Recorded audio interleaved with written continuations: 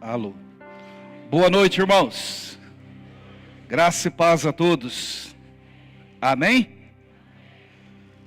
Que bom podermos estar juntos. Abrirmos a palavra de Deus. Creio que Deus tem algo a compartilhar com você e comigo. Quero começar essa ministração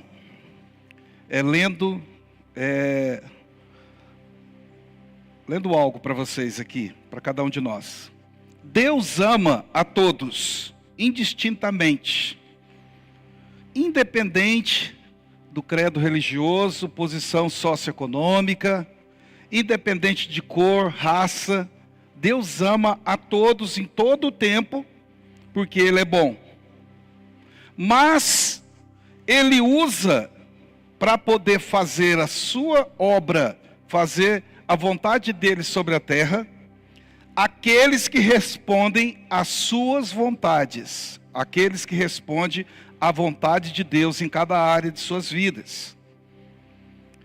O livro de João, no capítulo 3, a Bíblia diz: Deus amou o mundo de tal maneira que deu seu Filho unigênito, para que todo aquele que nele crê não pereça, mas tenha a vida eterna. Deus ama a todos, isso é nítido.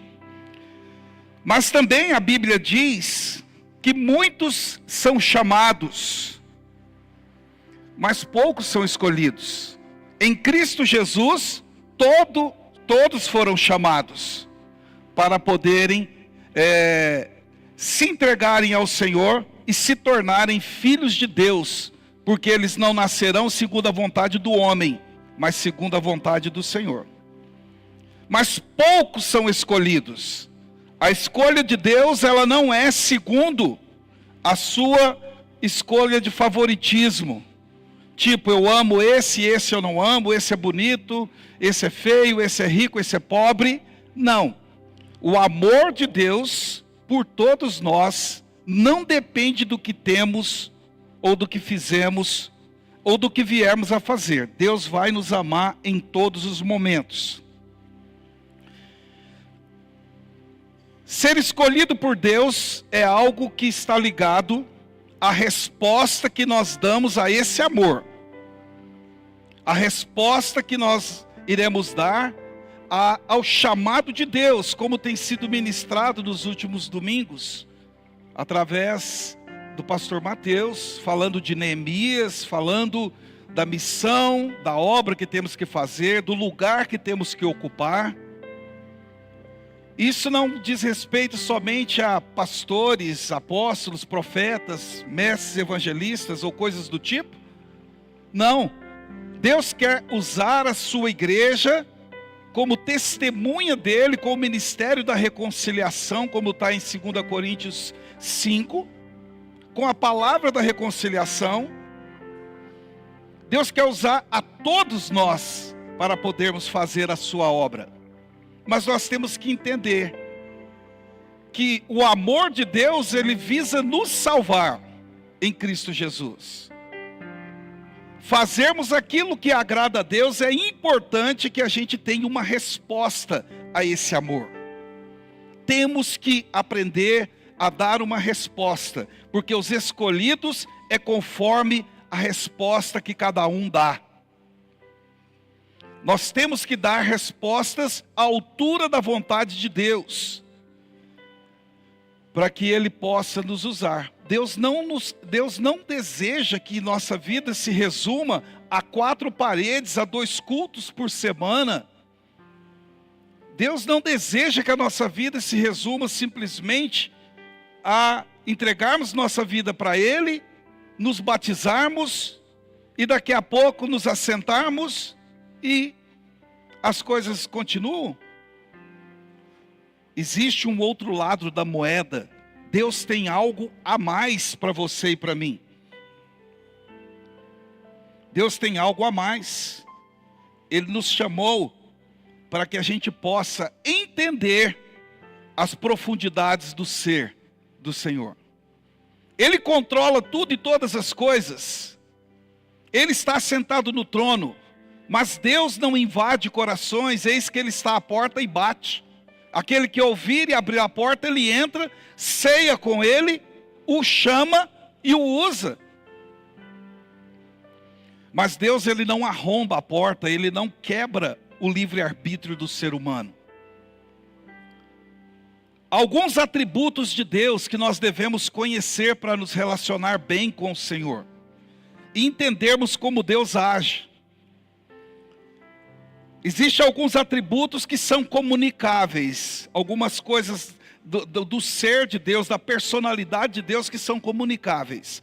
O seu amor, porque Deus é amor, ele comunicou isso ao homem, então nós também podemos amar o próximo. Sua misericórdia, sua bondade, sua compaixão é comunicável também. Apesar de ser atributos de Deus, nós conseguimos comunicar até em certa parte e quantidade esses atributos. Perdão é um atributo divino comunicável, ou seja, Deus repartiu isso com você e comigo. Nós podemos também perdoar o próximo. Mas existem alguns atributos na teologia sistemática, que são dos estudos que tratam do sistema de doutrina das Escrituras, que não são comunicáveis. E porque não são comunicáveis, e por não buscarmos e não nos rendermos como deveria, muitas vezes nós não entendemos algumas ações de Deus. Eu quero falar de 3 atributos que não são comunicáveis ao homem. Ou seja, o homem, a mulher, a humanidade, jamais vai ser onipresente. Onipresença é um atributo conectado de forma intrínseca, ligado mesmo com Deus, é parte de Deus, Ele é isso. E significa que Ele está em todos os lugares ao mesmo tempo. Sua presença não se limita ao tempo, ao espaço, não se limita a nada. Os céus proclamam a glória de Deus e o firmamento anunciam as obras das suas mãos, como diz o Salmo capítulo 19. Salmos capítulo 19 diz isso. Então nós nunca vamos estar em vários lugares ao mesmo tempo. Nunca. Esse é um atributo incomunicável. Apesar que Deus pode nos mostrar coisas acontecendo em vários lugares, mas nós não seremos jamais onipresente. Também, um outro atributo de Deus que não é comunicável é a sua onisciência. Ou seja, Ele sabe tudo, em todas as áreas. Ele conhece de tudo e todas as coisas. Conhece o ser humano por dentro e por fora. A tal ponto que a palavra, diz o salmista, não me chegou à boca e Deus sabe o que iríamos pedir. Quando você vai falar, Pai, Deus já sabia o que você ia falar. Isso é o quê? Onisciência. Ele sabe tudo e sabe todas as coisas, em todos os tempos. E também um outro atributo de Deus que não é comunicado, que Ele não repartiu isso com os homens, é a sua onipotência, que significa que Ele é todo-poderoso, está assentado sobre o trono, governa tudo e todos, como diz o profeta Daniel no capítulo 2 do seu livro. É Ele quem governa todas as coisas. Ele assenta reis no trono e remove reis. Em todas as estações, Deus governa tudo por meio do quê? Da legalidade e da liberdade e da designação que Ele deu. Como que Deus governa as plantas? Deus liberou que as plantas, ao receber o orvalho, ao receber a água, elas tenham o seu crescimento. Como que Deus governa os corações? A partir do momento que esses corações se abrem para Ele e permite que Ele os governe. Deus é onipotente, tem todo o poder. Deus é onisciente, sabe tudo e todas as coisas. Deus é onipresente, está em todos os lugares. É importante nós, ao nos relacionarmos com Deus na nossa fé, entendermos isso. Porque muitas vezes nós não entendemos e não aceitamos. Se Deus, como algumas pessoas perguntam, pastor, Deus sabia que Lúcifer iria se corromper e iria arrastar a terça parte dos anjos? Sabia. Por que ele sabia? Porque ele é onipresente, está em todos os lugares. Porque ele é onisciente, ele sabe de todas as coisas. E porque ele é onipotente, é todo poderoso. Pois bem, se ele sabia disso tudo, por que ele não deu um jeito e impediu Lúcifer e os anjos de fazerem o que fizeram? A resposta ao mesmo tempo é simples e às vezes meio complicada. Porque Deus procura os verdadeiros adoradores. Deus, ele quer distinguir nesses últimos dias. Desde o início, aliás, Deus quer distinguir isso. Por meio de comportamentos. A falsa adoração da verdadeira adoração. Deus quer distinguir isso. E como que ele distingue? Como que ele separa os bodes das ovelhas? Como que Deus faz isso? Quando você e eu não usamos o livre-arbítrio que Deus nos dá, da maneira que nós entendemos, conforme o nosso achômetro, conforme o nosso pensômetro, conforme nós permitimos Deus fazer. Ele deixou Lúcifer e os anjos fazerem a escolha. E eles pagaram caro por isso e foram expulsos do céu. Quando ele criou o casal Adão e Eva, o que ele fez? Ele também lhes deu o livre-arbítrio, para que eles pudessem fazer escolhas. E eles fizeram a escolha errada, mas fizeram. Mas mesmo assim, sabendo de que tinham feito a escolha errada, em sua onisciência, sabendo de tudo, em toda a sua onipotência, podendo mover aquilo e não deixar acontecer, ele permitiu que o casal fizesse a escolha. E na hora marcada, Deus foi para o jardim, para o culto que estava marcado com a presença dele ali. E ele chegou e não acusou o Adão e a Eva por terem quebrado a sua aliança com Deus. Ele não fez isso. Ele não sabia que isso ia acontecer? Sabia, sim. Ele sabia, sim.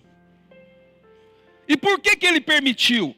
Porque dentre as suas criaturas, o plano de Deus sempre foi ter um povo que fosse verdadeiro. Mesmo que esse povo estivesse passando por tribulações, necessidades, angústias, passando por cobiças, imoralidades, Deus queria que os seus filhos, é o plano de Deus, estivessem amalgamados com Deus, estivessem misturados com Deus, como diz Paulo em 1 Coríntios 6,17, aquele que se une com o Senhor é um espírito só com Ele. Esse era o plano de Deus, mas Ele não queria forçar que eles o obedecessem, que eles o amassem, que eles fossem responsáveis do seu trabalho, na sua obra que tinha sido lhes dada. Ele não queria que eles se sentissem pessoas que Deus estava vigiando, que Deus estava ali, se eles vacilassem, cobrando.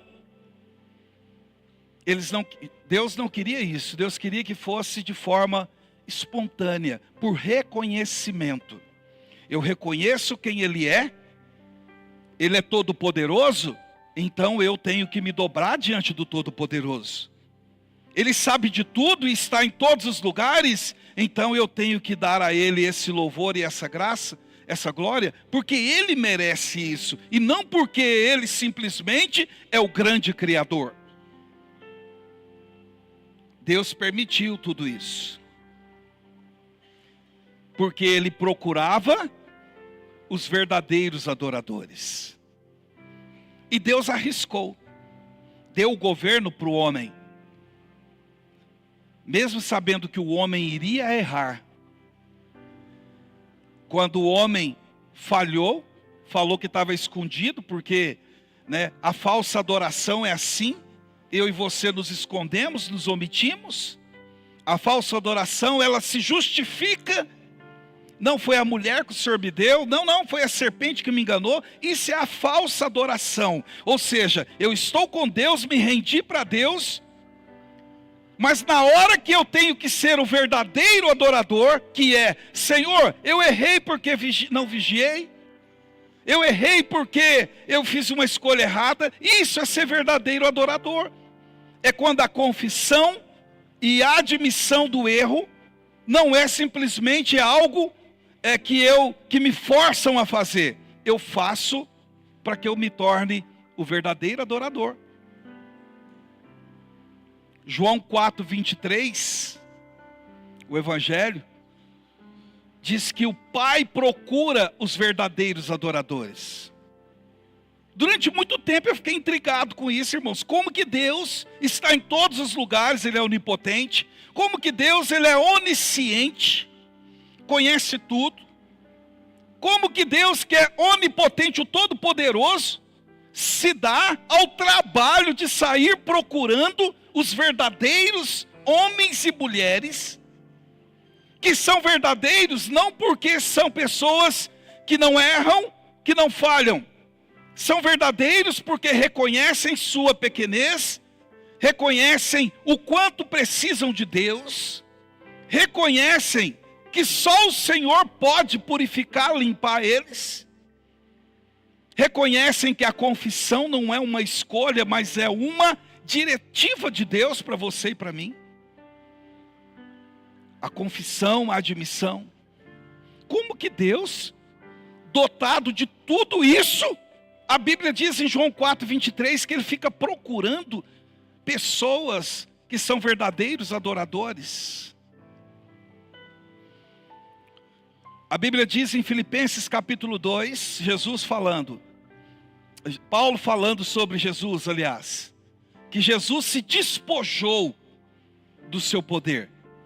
Ou seja, Ele não se deixou ser usado, Ele não usou o poder dele, de onipresença, de onipotência e de onisciência, enquanto esteve entre nós. Ele se tornou um de nós, sem pecar como nós. Mas Ele não usou os seus poderes para poder passar por esse mundo e vencer esse mundo. Exatamente isso que Deus fez e faz com você e comigo. Deus, ele vem a se abdicar, ele não usa a onipresença dele para ficar atrás de você e de mim com um chicotinho na mão. Se a gente errar, ele dá uma batidinha. Deus não usa a onisciência dele, o saber de tudo, para ficar vasculhando a nossa vida e falar assim: daqui 15 dias o fulano vai errar. Nossa, daqui meia hora ele vai fazer isso. Não, Deus não usa seus poderes assim. Deus usa o poder que Ele tem de estar em todos os lugares, de ser o Todo-Poderoso, de conhecer todas as coisas. Quando Ele quer, Ele usa. Do contrário, Deus se relaciona com você e comigo no fator espontaneidade e surpresa. Deus quer ser surpreendido por você e por mim de forma positiva. Deus não fica vasculhando a nossa vida, até porque a Bíblia diz: se alguém está em Cristo é nova criatura. A Bíblia diz em Colossenses que em Cristo Jesus nós somos perfeitos. Quando Deus olha para você e para mim, Ele olha com a lente do sacrifício da cruz. Por mais que você e eu estejamos carregados de pecados e iniquidades, de desistências, de mau testemunho, quando Ele olha para nós, a lente chamada Jesus Cristo de Nazaré aparece entre Deus e as nossas vidas. Aí Ele nos vê perfeito, porque foi isso que Jesus fez. Jesus estabeleceu o padrão de perfeição nele e por meio dele. Ele nos apresenta diante de Deus perfeitos. Mas Deus espera que você e eu tenhamos comportamentos que condizem, né, com a verdade da libertação. João 8,32 diz que aquele que conhece a verdade o libertará. Então o verdadeiro adorador é aquele que é liberto hoje, ele é liberto na segunda, ele é liberto na terça, na quarta, na quinta e na sexta e no sábado. Ele é liberto todos os dias, em todos os momentos, em todas as situações. Não existe libertação que tipo assim, pum, libertou, acabou, você nunca mais vai ter problema. Mentira, vai ter sim. Mas nós precisamos entender que Deus não fica vasculhando e nem planejando. E Deus não vai ficar também te cercando a mim e você, tentando nos impedir de fazer escolhas. Hoje é dia de culto. Eu não fui no culto, eu não vim ao culto, eu não fui cultuar. Hoje é meu dia de trabalho na igreja, eu não vou fazer, eu não fiz, eu não cumpri. Como que Deus lida com isso? De uma coisa eu sei, queridos, Deus não fica te vasculhando. Mas Deus espera que você e eu sejamos libertos a tal ponto que a gente seja verdadeiro. Quantas vezes você já deve ter ouvido falar que algum pastor não quis vir ao culto, não quis ajudar na casa de Deus, não quis devolver o dízimo e oferta? Enquanto isso é um sentimento, é uma vontade, tem um poder de destruição dentro de nós. Quando nós acolhemos isso tudo dentro de nós e não chegamos diante de Deus e assumimos, eu não quero ir, eu não quero estar, eu não quero fazer. Enquanto nós não assumimos o que é ruim na nossa vida, o que é bom não entra em evidência. A Bíblia diz que Deus nos atraiu com cordas humanas, com cordas de amor. E Ele espera que você e eu possamos permitir que Ele nos encontre. Talvez você está perdido, talvez você esteja passando por um momento, alguns de nós estejamos passando por algum momento em que estamos como Adão, escondidos com medo de Deus por algo que fizemos. Não vou no culto porque tem irmãos que têm dom de revelação, se passar perto de mim, Deus vai mostrar.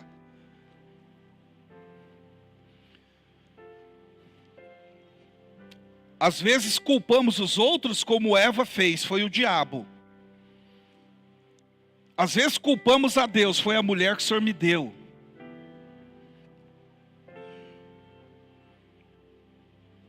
Sabendo que Deus assiste tudo isso. E Ele não vai interferir nas escolhas que você e eu fazemos, porque elas revelam que tipo de adorador que eu e você somos. Que tipo de adorador nós somos? O falso adorador? Que culpa os outros, que se esconde, que tem só justificativa? Ou aquele que assume, eu quis, eu não fiz, não vou fazer, não é do meu interesse?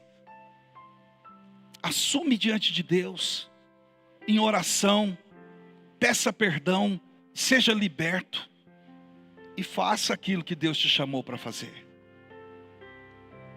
Por quê? Deus está à procura de verdadeiros adoradores para o avivamento que Deus vai trazer nos últimos dias. Deus está à procura de homens e mulheres que têm disposição de permitir Deus os encontrar. Porque quando Deus nos encontra, irmãos, algumas coisas acontecem. Eu quero citar alguns exemplos de homens que foram encontrados por Deus. O que Deus viu no oculto dos seus corações? No livro de Gênesis, no capítulo 4, versículos 25 e 26, fala que Enos começou a invocar a Deus. Esse Enos era um rapaz que era filho de Sete, que era a pessoa que nasceu depois de Abel, que era o verdadeiro adorador e pagou com a própria vida pela fidelidade, porque o verdadeiro adorador, ele é fiel. E ele é capaz de permitir, de aceitar, aliás, até mesmo injustiça contra ele, como aconteceu com Abel. Depois da morte de Abel, do assassinato de Abel, né, que Caim o assassinou. Depois que Deus encontrou Abel, agora ele encontra quem? Ele encontra Enos. Gênesis capítulo 4, versos 25 e 26. Depois disso, Deus encontra outra pessoa, Enoque. E a Bíblia diz lá em Gênesis 5, de 22 a 24, que Enoque andou com Deus, andava com Deus. O verdadeiro adorador, além dele falar a verdade, ele vive a verdade como Abel vivia a verdade da contribuição, de primícias, dízimos e ofertas, a verdade do bom testemunho. O verdadeiro adorador, ele anda com Deus. Irmãos, andar com o ser humano já não é fácil, e ele anda errado. Andar com Deus, que é certinho, é uma renúncia muito maior. E a Bíblia diz que Deus tomou Enoque na sua geração e o levou antes do dilúvio, porque ele andava com Deus. Deus espera isso de você e de mim. Andarmos com Deus e sabermos que Ele está pronto a se revelar a nós. E mesmo nos tomar nesse mundo e nos fazer uma testemunha de intimidade e de poder acima da média dos homens. A Bíblia ainda diz, no capítulo 6 de Gênesis, que Noé, na sua geração, se converteu com 500 anos, e ele teve uma vida com Deus e um ministério que durou 101 anos e 57 dias. Esse foi o tempo da fidelidade de Noé. Ele andava com Deus também, a Bíblia diz. Por isso Deus confiou para ele um projeto daquela magnitude. Construir algo que não existia e experimentar algo que ainda não tinha acontecido. No caso da chuva, o verdadeiro adorador é chamado para projetos robustos. É chamado para projetos que às vezes ele não entende. É chamado para projetos de preservação, de salvação, de comunhão, de preparo para um novo tempo nessa terra. O verdadeiro adorador é assim. A gente não vê falar que Enos teve pecado, que ele caiu em algum pecado. A gente não vê falar que Enoque caiu em algum pecado. Alguma coisa eles devem ter feito. Mas a gente vê falar que Noé falhou. Como verdadeiro adorador, teve uma falha da bebida e de maldições que ele liberou. Mas mesmo assim, ele é citado nos heróis da fé. Porque o verdadeiro adorador, Deus conta e Deus imortaliza aquilo que ele fez de positivo. E quando ele falha, Deus não apaga. Quando ele comete coisas negativas, Deus não apaga o que ele fez no tempo da libertação dele. Foi isso que aconteceu com Noé. Andava com Deus, era justo, era reto, e foi chamado para um grande projeto. Diga para o teu irmão, Deus nesses dias está te chamando para um grande projeto. Fala para ele. Projeto que talvez você não entende, não aceita, Mas Deus está nos chamando para coisas, para tirar-nos da zona de conforto, que alguns julgam, né? Eu tenho que sair da minha zona de conforto. Eu nem sei se eu entrei nessa tal de zona de conforto. Nem sei se entramos nela. Porque tem 37 anos de convertido, zona de conforto eu desconheço.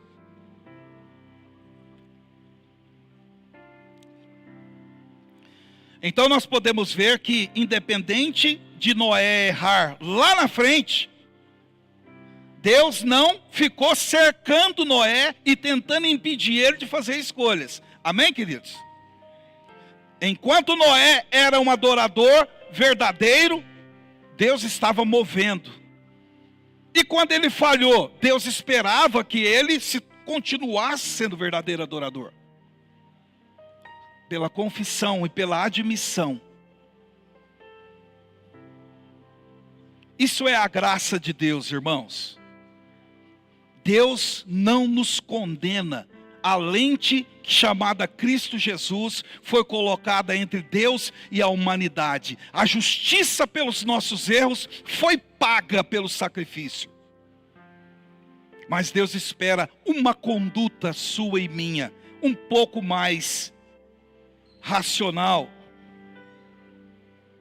Abraão, Deus continuou procurando pessoas depois de Enoque, né? E ele encontrou Noé, e depois ele encontrou quem? Abraão. Conhecido como o primeiro profeta da Bíblia. O homem da obediência e o homem da fé. Deus construiu a nação judaica sobre a obediência e a fé desse homem. Mas ele mentiu 2 vezes. Descaradamente ele mentiu. Mas o que ele construiu no tempo da sua obediência, da sua fé, não foi ignorado por Deus. Sabe o que Deus fez? Gênesis 17 a Bíblia diz: anda na minha presença, Abraão, e ser perfeito. Anda na minha presença e seja perfeito. Mude o seu comportamento. Deus espera isso de você e de mim. Eis que estou convosco todos os dias. É o que Jesus disse. Mas Ele espera de você e de mim comportamentos de um verdadeiro adorador. Porque durante algumas situações Abraão foi um falso adorador.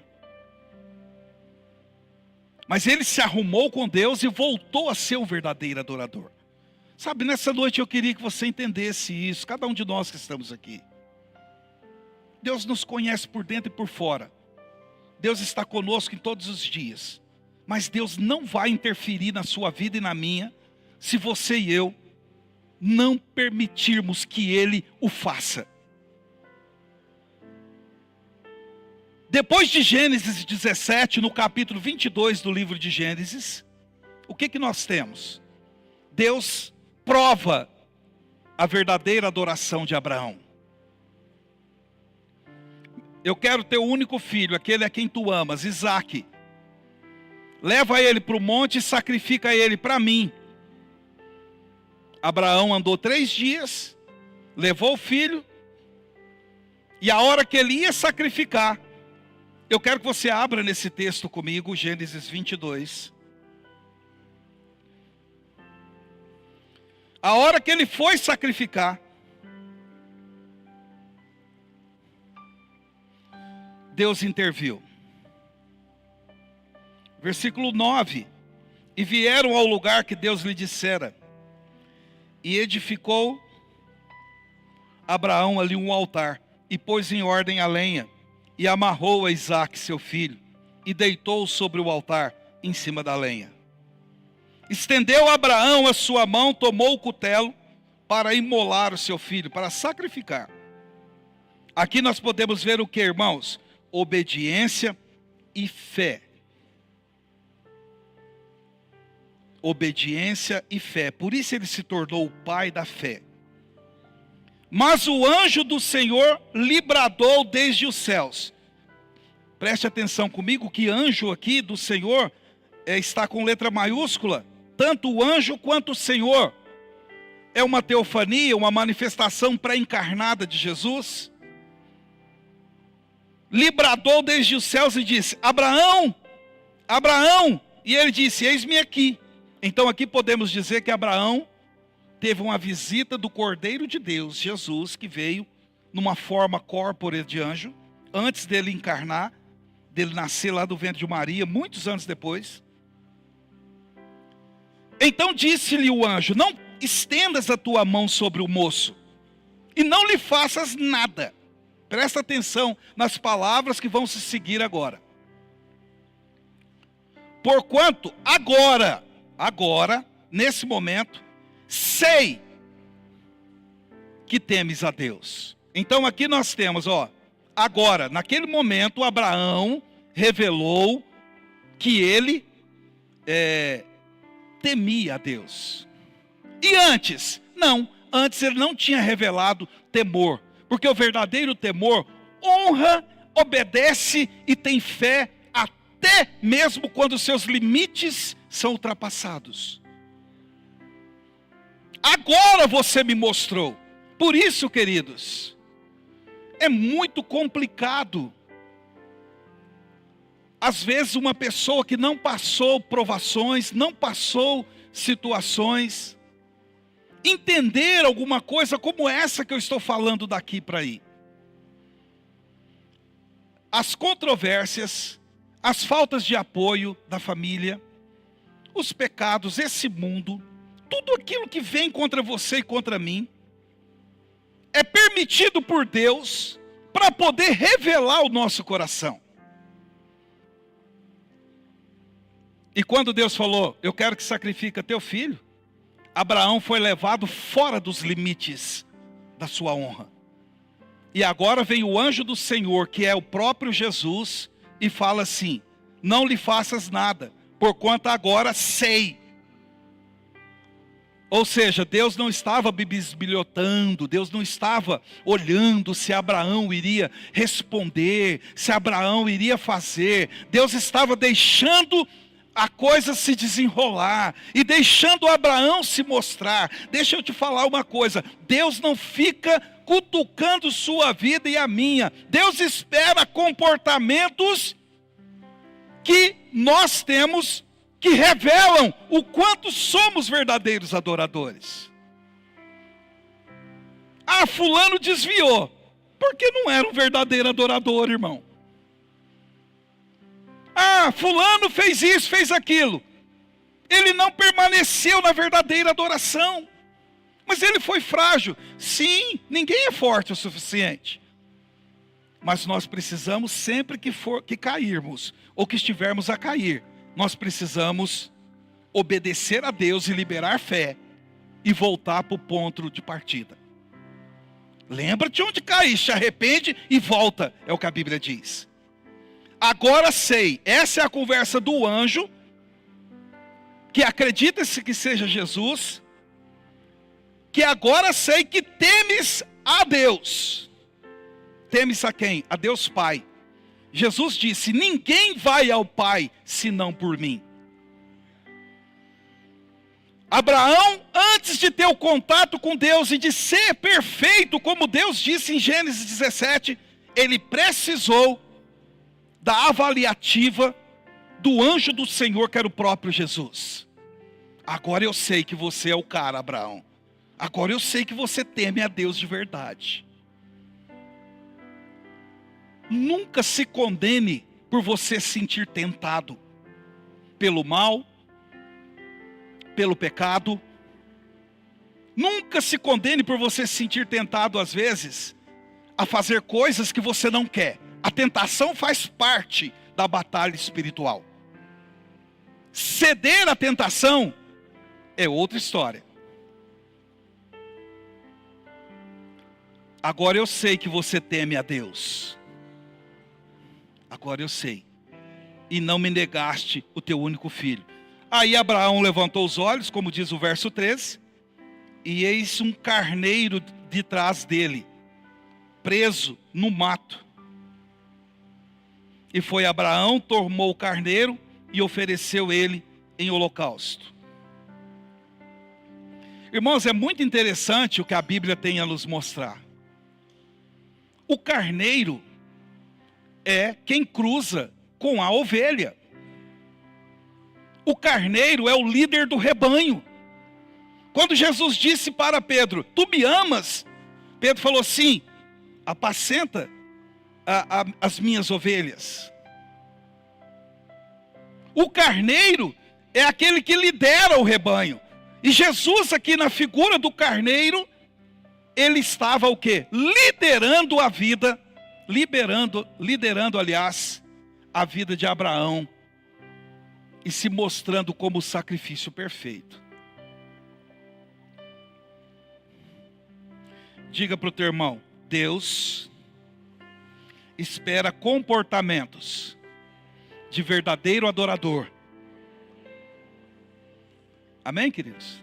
Deus espera isso de você e de mim, de todos nós. Abraão pegou o carneiro, o líder do rebanho, na figura de Cristo, o líder do rebanho, o líder da igreja, e ofereceu ele em holocausto em lugar de seu filho. Em lugar, ou seja, Jesus também morreu em meu e em seu lugar. Ele ofereceu. E chamou então Abraão o nome daquele lugar, Jeová Jirê, ou seja, o Senhor proverá. O verdadeiro adorador, Deus traz a provisão para ele nos 45 do segundo tempo. É quando não tem mais jeito. Fala para o seu irmão, o verdadeiro adorador, ele vai ter que passar pelo vale da sombra da morte. O falso adorador passa, mas ele passa com outro coração. E quando Abraão foi falso adorador, ele teve relacionamento com Agar, teve um filho, teve os povos do Oriente e fez uma bagunça na geografia do mundo.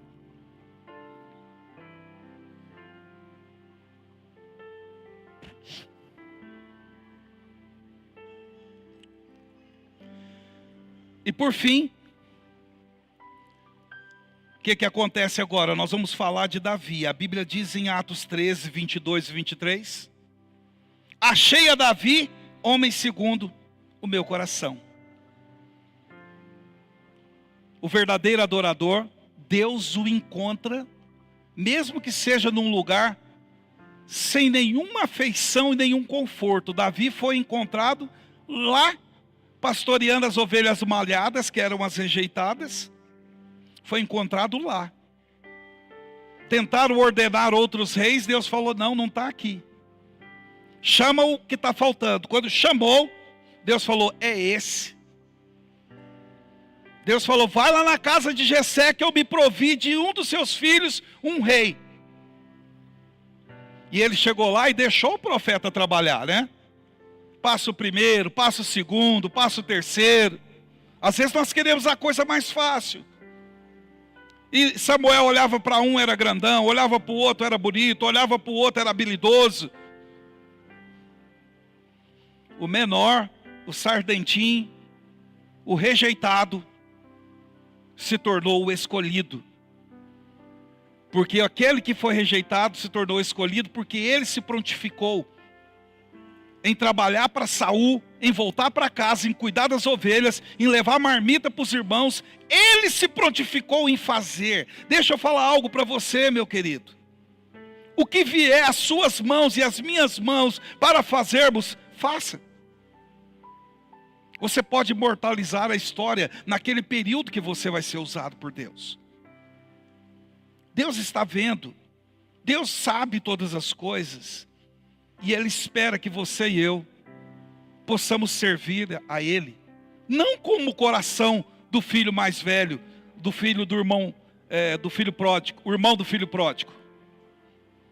Ficou em casa, não errou, não gastou as coisas do pai. Mas quando foi exigido na arte do amor, quando foi exigido na arte da compaixão, quando foi exigido na arte de realmente reintegrar o irmão, ele não aceitou aquela situação, porque ele estava tão desviado quanto o irmão que tinha saído e gastado tudo. Dentro da casa de Deus, nós temos que tomar muito cuidado para não sermos aquele irmão mais velho. Não sai, não falta de um culto, mas quando tem que abraçar algo nascido em Deus, 1000 razões para não fazer. 1000 razões para não fazer.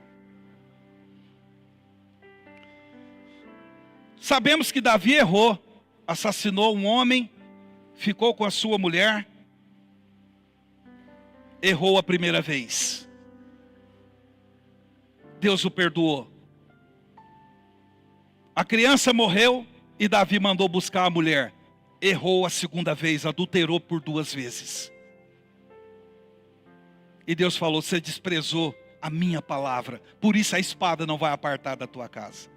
Mas, diante disso tudo, o que Davi construiu, desde o tempo que ele compunha salmos lá, junto com as ovelhas, desde o tempo que ele derrubou gigantes, desde o tempo que ele lutou contra os filisteus, não foi ignorado por Deus. A Bíblia usou o testemunho dele de verdadeiro adorador para chegar em você e em mim, para podermos dizer, o seguinte: que quando Deus escolhe um de nós, ou alguns de nós, ou nos escolhe a todos, o que Deus espera de nós?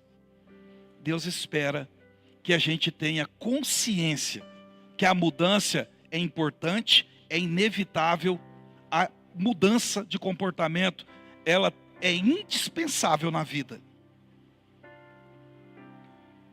E Davi mudou o comportamento dele no finalzinho da vida. Mas mudou. Ah, pastor, mas mudou na hora que estava velho, que não tinha mais força. Ah, o ladrão da cruz mudou porque já estava na cruz. Não importa o tempo que você mude. Fala para o seu irmão, não importa o tempo que você muda. Importa que tem que ter mudança. E hoje a Bíblia diz: se ouvirdes a voz do Senhor teu Deus, não endureça o coração. Davi endureceu. Envelheceu os ossos dele, como diz os Salmos, capítulo 32.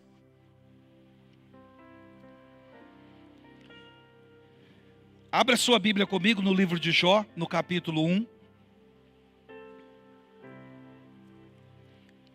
Livro de Jó.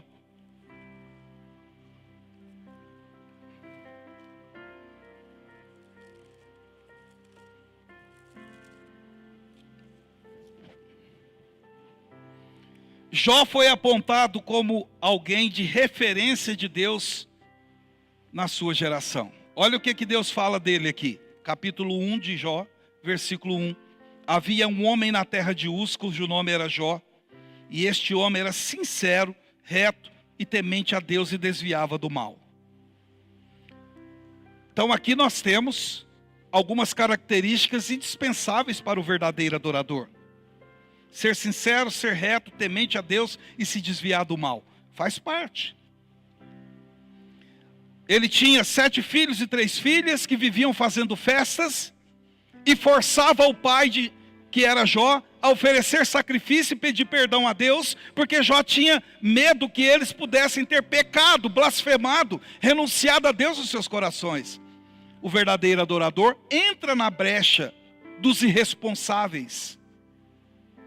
Seja filho, seja cônjuge, ele entra na brecha, o verdadeiro adorador.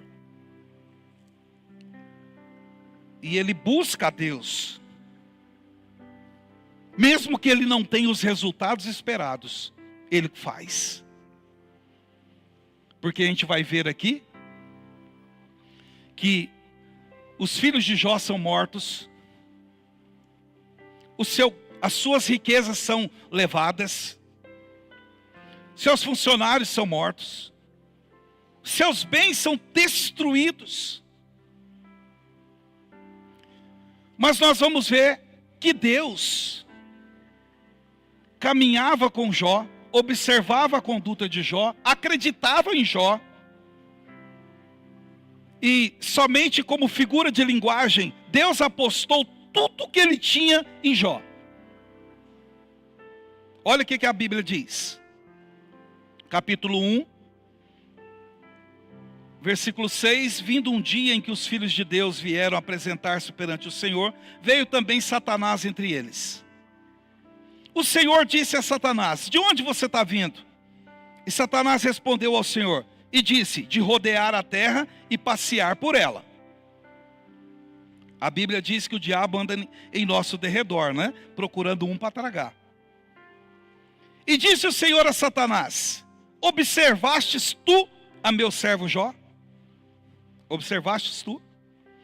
Porque ninguém, olha o que Deus fala, irmãos, ninguém há na terra semelhante a ele, homem sincero e reto e temente a Deus e que se desvia do mal.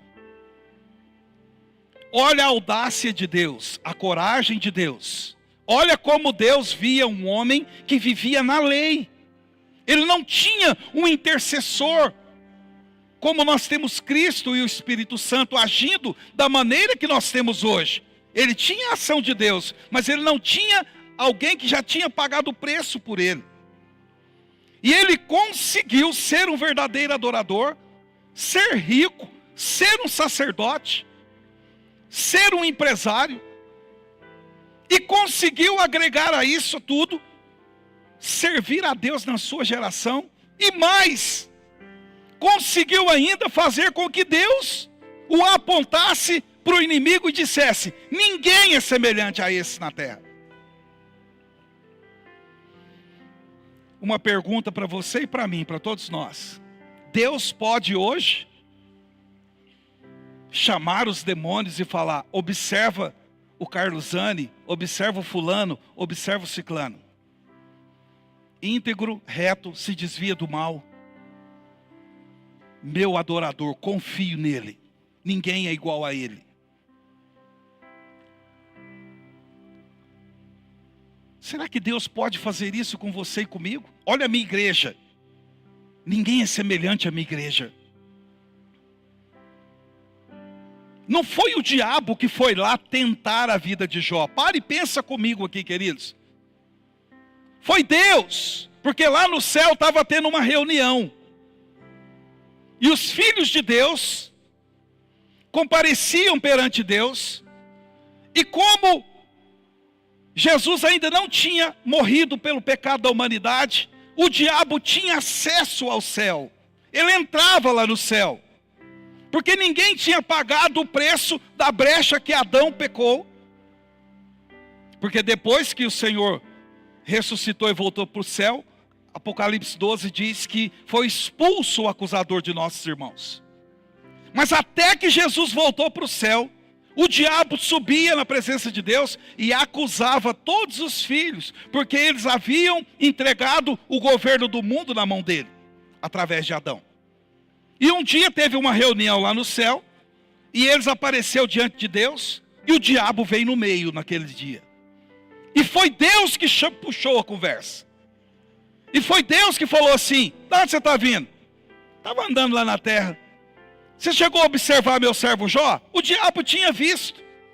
Mas não tinha como entrar na vida de Jó, irmãos. Não tinha como entrar. Jó falou assim, o Senhor deu tudo para ele. No versículo 11 diz, estende a tua mão. O diabo nem falou da mão diabólica dele. Falou, Deus, estende a sua mão, toque em tudo que ele tem, o Senhor vai ver se ele não blasfema. Porque o inimigo sabia e sabe que eles são limitados. Eles não andam um palmo, 1 milímetro em direção a você e a mim, se Deus não o permitir. E aí então Deus permitiu. Deus falou, pode tocar nele. Só não lhe tira a vida. Estende a tua mão e toca-lhe em tudo. E depois que Deus permite esse toque em tudo, morre filhos, acaba com tudo. O diabo entra, doença, vem com tudo, vem devastando tudo. Mas espera aí, até poucos instantes Deus estava mostrando que aquele homem era íntegro, reto, uma vida separada, santificada. Por que agora o inimigo foi liberado para poder atacar a vida dele? Existem coisas na nossa vida, no profundo e escondido da nossa alma, que só vão vir para fora quando nós perdermos o controle. Não adianta manifestarmos uma fé que não se sustenta quando as pressões aumentam. Temos fé sim, mas quando as pressões aumentam, se não conseguimos sustentar aquilo, será que não entramos num período em que Deus liberou a ação do inimigo para poder nos pressionar, para tirar para fora aquilo que a gente não vê? Porque Deus já deu todo o diagnóstico. Ele é reto, íntegro, desvia do mal. Ninguém é semelhante a Ele. Mas quando as pressões sobre o ministério de Jó aumentam, quando as pressões aumentaram no seu sacerdócio, na sua casa e na perda dos seus bens, por um tempo ele falou coisas tremendas. Ele disse: nu nós saímos do ventre de nossas mães e nu vamos voltar. O Senhor deu, o Senhor tomou. Nós recebemos o bem dele, não vamos receber o mal. Mas à medida que as pressões aumentaram, Jó começou a dizer que o dia que ele nasceu era um dia infeliz, que tinha que ser apagado da história. E quando chegou os 3 amigos, fala para o teu irmão assim: cuidado com os 3 amigos mais importantes da sua vida. Fala para ele. 3 amigos de Jó chegaram. Ficou 7 dias calado. Depois dos 7 dias começaram: não, você está assim porque pecou. Você está assim porque você é injusto. Você está assim, Jó, porque você é uma pessoa que não se conhece, você desonrou a Deus. Quantas vezes perdemos a oportunidade de ficar calado diante da dor alheia. Desculpe. Muitas vezes não somos nem chamados e queremos palpitar e opinar no sofrimento alheio. E desde ajudar, sepultamos o resto da pessoa. Esses 3 amigos de Jó fazem aquele papel que muitas vezes algumas pessoas fazem conosco quando estamos no erro, ou quando estamos na provação, ou quando não estamos conseguindo lidar com as situações. Quando Jó começou a ouvir eles, Jó mostrou o que Deus queria tratar dentro do seu coração. A justiça própria de Jó. Eu quero que Deus venha e eu vou falar com ele e ele vai me ouvir. Essas eram as palavras de Jó. Eu ajudava o pobre. Chegou a falar para um grupo de pessoas: os seus pais se sentiriam honrados em beber água perto dos meus cães. Eu quero que ele me mostre onde eu estou errando. O que é isso, irmãos? Justiça própria. Quando nós não conseguimos resolver as coisas no nosso tempo, um dos mecanismos da alma humana, influenciada pelo diabo, é criarmos justificativas que mostram que nós não merecemos aquilo que estamos passando. Você já teve esse sentimento? Talvez você falou isso ontem ou hoje. Essa semana eu quase falei. Um dia, no outro eu falei um pouquinho. Eu não preciso passar por isso. Quem já falou isso aqui alguma vez? Eu não preciso passar por isso. Eu não preciso que a igreja fica interferindo na minha vida. Esse negócio de discipulador falar para mim que eu tenho que ler a Bíblia. Tem que ler mesmo, irmãos. E muito.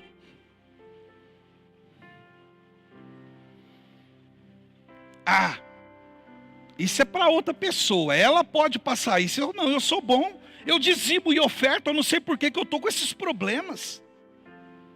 Deus, eu tenho feito isso, tenho feito aquilo.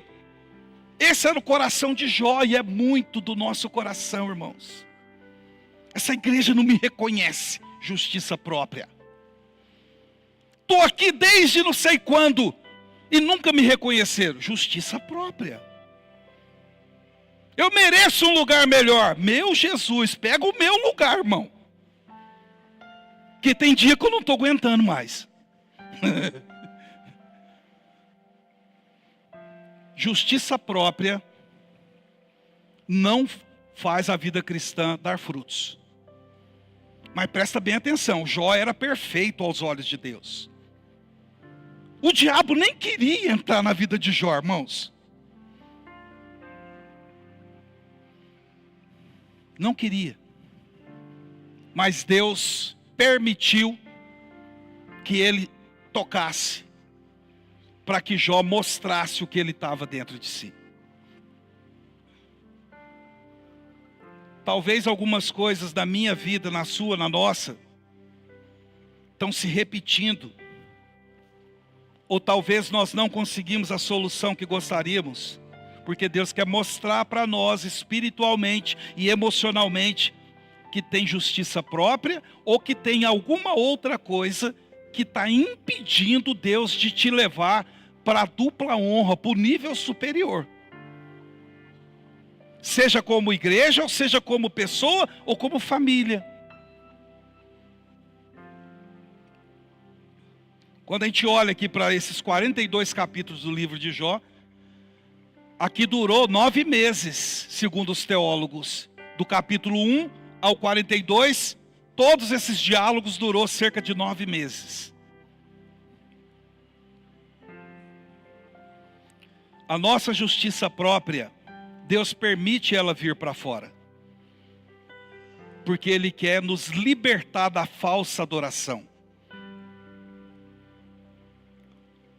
A falsa adoração faz com que a justiça própria, com que as justificativas estejam em alta. Não é culpa de ninguém. Não é culpa dos seus pais, dos nossos pais, que muitos de nós não fizemos faculdade. Eu conheço muitos que os pais morreram para ajudar ele a fazer a faculdade. Não é culpa dos pais, não é culpa da sociedade, é culpa nossa mesmo. Falta-nos o discernimento de que nós é que precisamos lutar pelas nossas vidas. E quando nós descobrirmos que tem algo dentro do nosso coração que não está bem, quando descobrirmos que temos alguma coisa que está atrapalhando Deus mover, nós precisamos nos entregar. Porque pode chegar um momento, como aconteceu com Jó. Deus falou para ele, cinge os teus lombos como homem. Eu te pergunto, você me responde. Estava tudo bem lá atrás, eu te apoiei, vi todas as características boas que você tem. Até falei para o diabo que você não ia ceder. Mas olha o que está acontecendo. Onde você estava? Quando eu criei os animais, a lua, a estrela. Onde você estava? Quando eu fiz isso, fiz aquilo outro. Quem você pensa que é? E aí daqui a pouco Jó fala para Deus o seguinte: falei demais.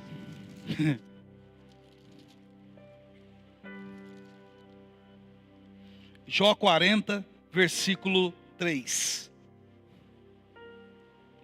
Versículo 2. Porventura, o contender contra o Todo-Poderoso é ensinar, Jó? Quem assim argue a Deus que responda a essas coisas? Eis que só ouviu, Jó falando. Que te responderia eu? A minha mão ponho na minha boca. Verso 5. Uma vez tenho falado e não replicarei. Ou ainda 2 vezes, porém não prosseguirei. Então o Senhor respondeu a Jó desde a tempestade e disse: cinge os teus lombos como homem. Eu te pergunto a ti e tu me responderás. Porventura também farás tu vão o meu juízo? Ou me condenarás para te justificares? Existe aquele momento que Deus chama para o fight, irmãos. É quando Deus chama para a conclusão. E aqui Deus chamou Jó. E Deus mostra para Jó que ele não entendia as coisas mínimas da criação. E ele queria entender aquele processo dolorido que ele estava passando. Todo sofrimento tem um propósito divino nele. Todo sofrimento, desde uma dor de dente até uma coisa que você não consegue controlar. Deus não coloca o sofrimento, mas Ele pode permitir ele. E uma vez que o sofrimento se instala, a melhor coisa que temos a fazer é não ficar tentando nos justificar, nos acharmos merecedores de um tempo melhor, não ficarmos falando que eu não preciso disso, que isso é para outros e não é para mim.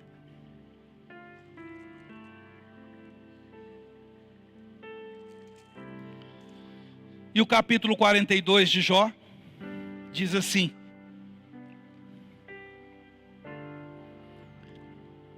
então respondeu Jó ao Senhor de novo e disse, né? Bem sei que tudo podes. Olha como mudou a conversa, irmãos. Deus espera isso de você e de mim. E lembre que Jó aqui ainda estava leproso, doente, com câncer. Estava fétido, a coisa estava feia aqui ainda. Eu sei que tudo podes. E nenhum dos teus pensamentos ou planos podem ser frustrados, impedidos. Jó entendeu e aceitou o processo, aceitou que Deus tinha permitido que o inimigo chegasse perto dele, assustasse Jó, e que os comportamentos de Jó revelassem o quanto que ele tinha de justiça própria.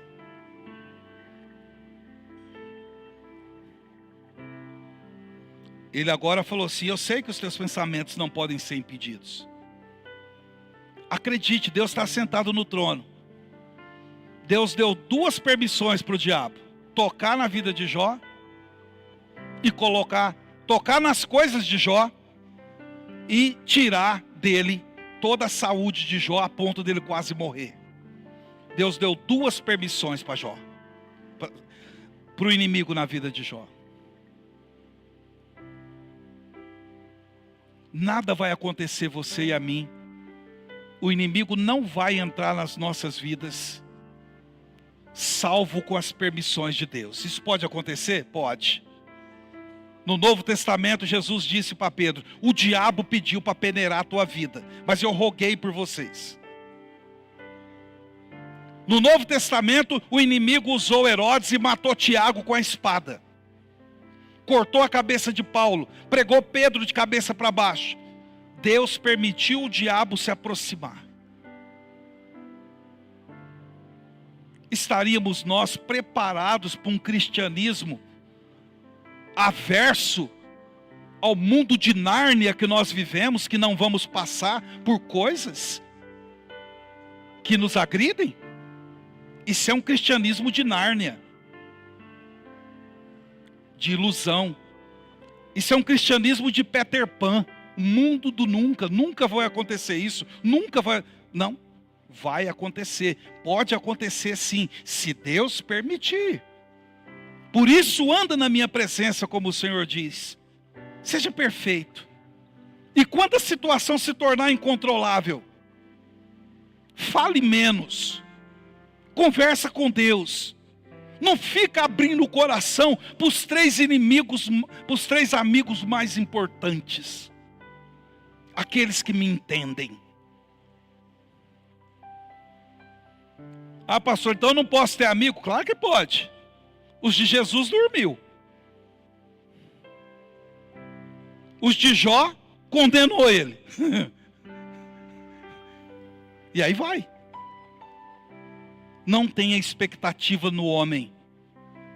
Só saiba que Deus está no controle. O inimigo não vai avançar 1 milímetro se Deus não deixar. Depois disso tudo, aí ele continua falando no verso 3. Quem é aquele que dizes tu, que sem conhecimento encobre o conselho? Porque falei do que não entendia. Coisas para mim maravilhosas demais, que eu não compreendia.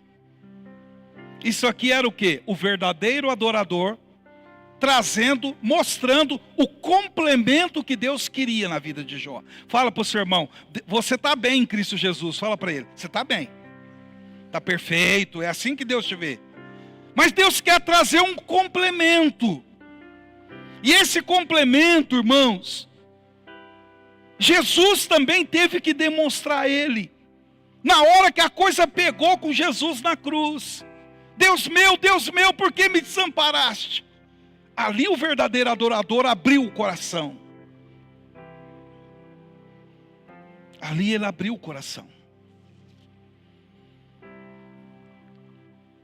Se for possível, afasta de mim esse cálice. Deus ficou em silêncio. Deus estava falando, não vou afastar, você tem que passar por isso. Irmãos, eu falo isso com muito temor. Porque eu sei que quando Deus nos tira para dançar a valsa da eternidade, as luzes se apagam, só fica aquela luzinha assim no meio do salão. E Deus e você dançando a valsa da eternidade. Parece que não acaba nunca aquela situação. Eu não sei se você tem essa sensação, mas eu tenho essa sensação. Que eu estou dançando uma valsa de eternidade com Deus em algumas coisas.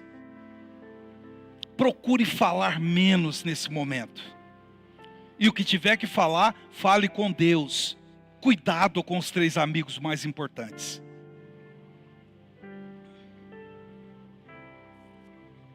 Escuta-me, pois, e eu falarei. Eu te pergunto e tu me ensina-me. Aí Jó fala de novo. Olha o complemento. Deus queria trazer esses complementos. Quebrantamento, entendimento. Com o ouvir dos meus ouvidos, eu ouvi. Mas agora te veem os meus olhos. 2 fases. Podemos crescer na vida cristã e nos tornarmos perfeitos em Cristo só ouvindo a palavra. Mas se você quer uma experiência que foge ao seu controle, mas ao cuidado e ao controle de Deus, nós precisamos ver Ele. E para ver Ele, nós precisamos ficar cego. Só o cego consegue ver a Cristo.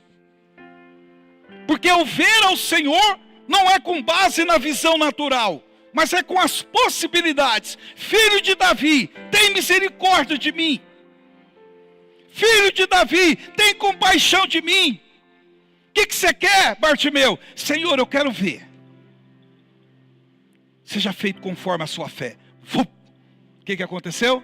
Bartimeu voltou a ver. Fala para o seu irmão, seja bem-vindo às possibilidades de Deus. Fala para ele. Seja bem-vindo. A experiência que Deus tem para nós nesses dias, ela ultrapassa só ouvir. Ela entra no ver. E o ver é as possibilidades que a gente vê em Cristo.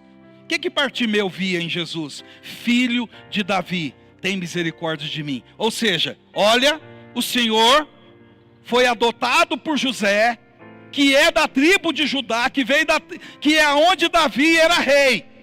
Por isso, por linhagem, por legalidade, o Senhor foi inserido no trono de Davi. Por isso, filho de Davi, tem compaixão de mim.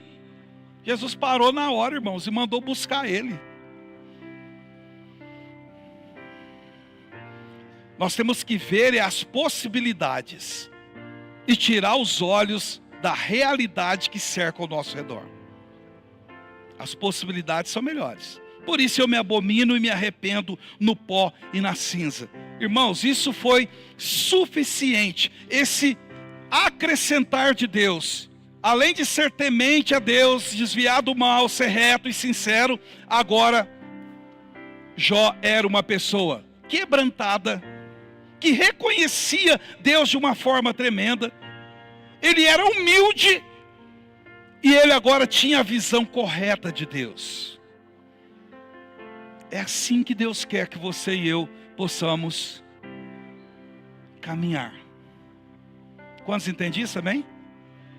E para os alunos do Ceifate, essa é a mensagem expositiva. Não precisa vocês ficarem me estudando, não.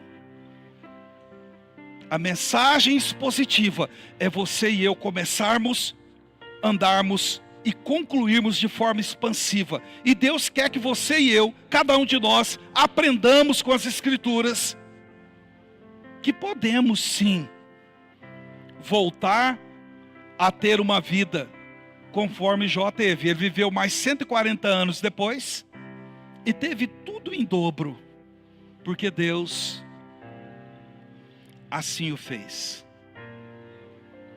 Você pode ficar de pé comigo, por favor?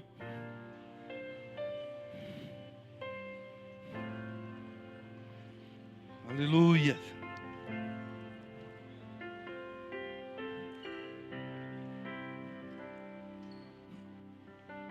Feche seus olhos comigo, por favor, querido. Chorei babalabassuri andares.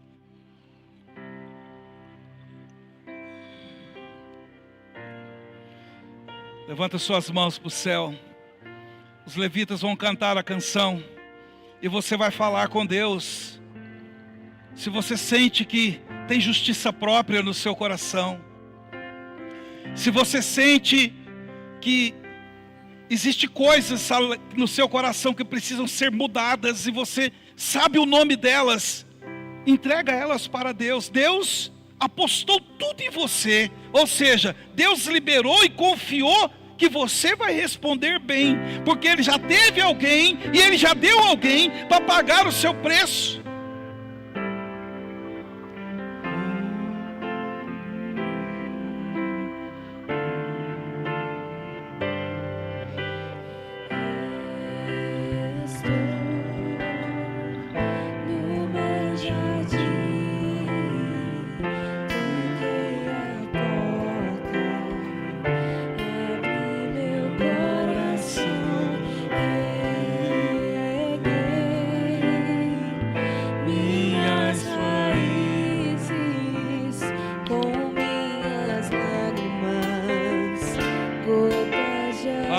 Jesus, Senhor, não queres que meus olhos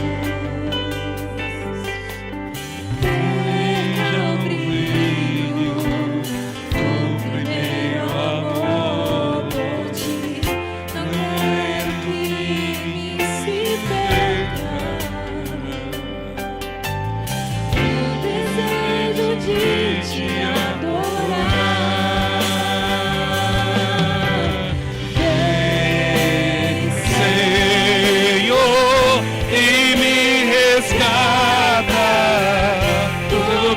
Os dias só pra te adorar, Jesus, teu bem um perfume e minha essência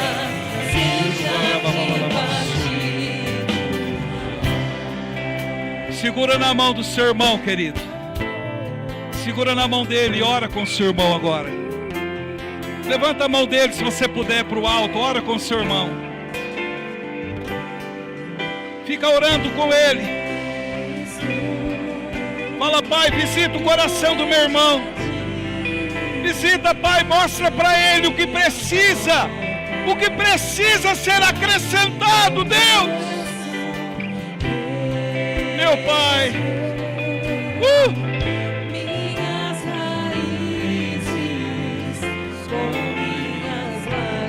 Ei, Manabás. Oh! Senhor, não quero que meus olhos vejam o brilho do primeiro amor por ti. Quero que me se perca. Com todo o seu coração, diga isso ao Senhor agora. Vem, Senhor, e me resgata todos os dias. Oi, calavassuri, me canta, lavavai. Chai, cataravassuri, cataravavai.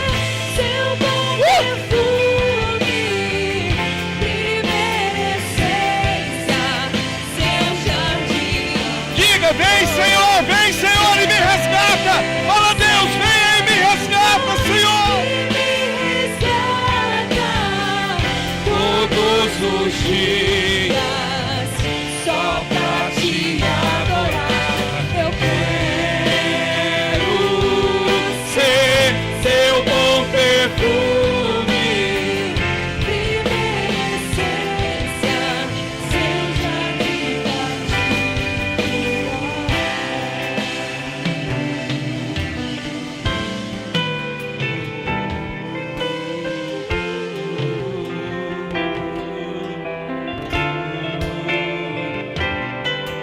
Chegou o momento de Deus acrescentar na tua vida e na minha vida. O que temos de Deus, caminhamos até este presente momento. Mas chegou o momento de Deus acrescentar em nossas vidas uma unção que tem nome, assim como Ele acrescentou na vida de Jó. Mas não tem como isso acontecer se não formos forjados, confrontados. Por isso é importante clamar: Deus, resgata a minha vida. Você que é jovem, fala: Deus, resgata a minha vida. Fala: Deus, não deixa a minha vida do jeito que está. O que está faltando, Pai? O que precisa? Me mostra, Senhor. Você que tem o seu casamento, a sua empresa, você que é um ministério na casa de Deus, talvez você sente que a batalha está muito forte. Você sente que o inimigo deu 2 passos na sua direção ou mais. Isso não é para te matar, isso é para acrescentar na tua vida, porque infelizmente o inimigo vai bater de contra os seus valores. E aí nós vamos mostrar o quanto nós temos de Deus realmente e o que precisa ser arrancado de dentro de nós. Chore beriberianda lavastes. Ah, querido, se você deseja que Deus possa te usar, se você deseja que Deus acrescente de dentro para fora na sua vida, você vai erguer a sua mão aonde você está. Só vai levantar as mãos aqueles que precisam que Deus acrescente algo em suas vidas. Mas lembre-se, a hora que você levantar a mão, um processo escaldante de Deus vai se instaurar. E a hora que você levantar as mãos, os pastores, os diáconos vão até você e vão orar com você. Todo mundo de olhos fechados. Eles vão colocar as mãos sobre você. Vamos fazer isso em nome do Senhor.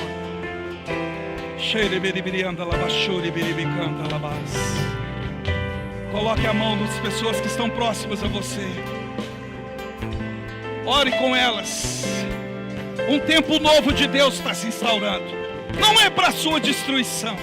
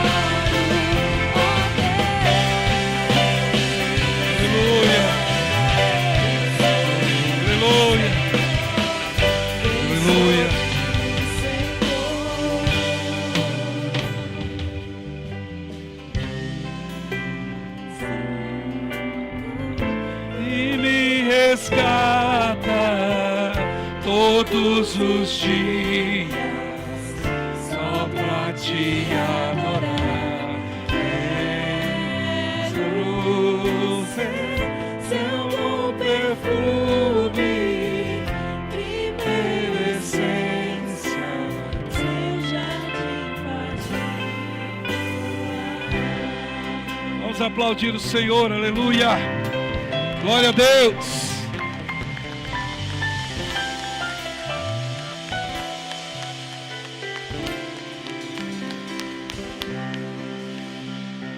Aleluia. Uma semana de vitória na sua vida. E aquilo que Deus mostrar no seu coração se dobra. E o Senhor vai te abençoar poderosamente. Vão em paz. Em nome do Senhor.